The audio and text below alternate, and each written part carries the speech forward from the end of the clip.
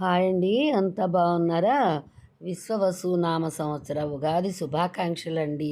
సబ్స్క్రైబర్లకు అందరికీ కూడాను, శ్రేయోభిలాషులకు. మా ఇంట్లో ఉగాది షడ్రుచులతో తయారు చేసుకునే ఈ ఉగాది పచ్చడి ఎంతో అద్భుతమైనది కదా. సంవత్సరానికి ఒక్కసారి మనం ఈ ఉగాది పచ్చడిని సేవించాలి అనే ఆచారం. ఆరోగ్యప్రదాయిని అయిన ఈ నింబక దళ భక్షణం చాలా మంచిది. దీని మంత్రం కూడాను చాలా అద్భుతంగా ఉంటుంది. శతాయుర్వజ్రదేహాయ సర్వసంపత్కరాయ చ సర్వారిష్ట వినాశాయ నింబకదళ భక్షణం. ఈ చిన్న శ్లోకంతో మనం ఈ ఉగాది పచ్చడిని స్వీకరిద్దాము. ఆరోగ్యంగా ఉందాము, ఆనందంగా ఉందాము. మా ఇంటి ఉగాది మేమెలా జరుపుకున్నామో చూడండి. ఉగాది రోజున ప్రతి సంవత్సరము మామిడికాయ పులిహార చేయడం అలవాటు. పిల్లలకి చాలా ఇష్టమైన ఇది. స్వామికి నైవేద్యం పెట్టి, అమ్మవారికి నైవేద్యం పెట్టి ఇది స్వీకరిస్తాము టిఫిన్ కింద.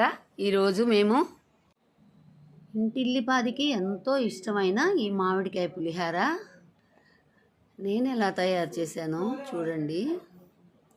2 మామిడికాయలు తురిమి చేశాను ఈ పులిహోర. చాలా అద్భుతంగా ఉంటుందండి మామిడికాయ పులిహోర.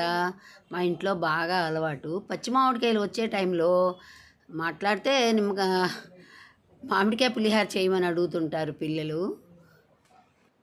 సీజన్ వారి ఫ్రూట్స్ తోటి, వచ్చే కాయలతోటి, కూరగాయలతోటి మనం ఇంట్లో ఇలా వాటికి సంబంధించిన విధంగా పదార్థాలను తయారు చేసి పిల్లలకు పెడితే పిల్లలు కూడా చాలా ఆరోగ్యంగా ఉంటారండి. పిల్లలు పెద్దలు కూడాను.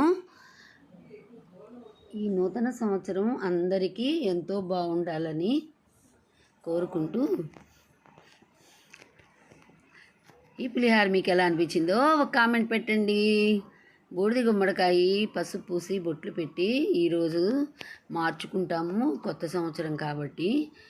మా దొడ్లో ఉన్న అలోవేరా కూడాను బయట వాకిట్లో కట్టాము మేము.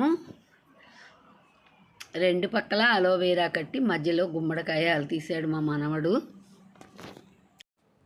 మీ అందరికీ కూడాను నూతన సంవత్సర శుభాకాంక్షలండి. మరీను ఈ నూతన సంవత్సరంలో అందరి కోరికలు నెరవేరాలని, అందరికీ విజయాలే అందాలని, అందరూ సంతోషంగా గడపాలని, ఎవరు ఏమి అనుకున్నా కానీ ఆ కోరికలన్నీ నెరవేరాలని కోరుకుంటూ, ఈ సంవత్సరం అంతా అందరికీ మంచే జరగాలని. Thank you for watching.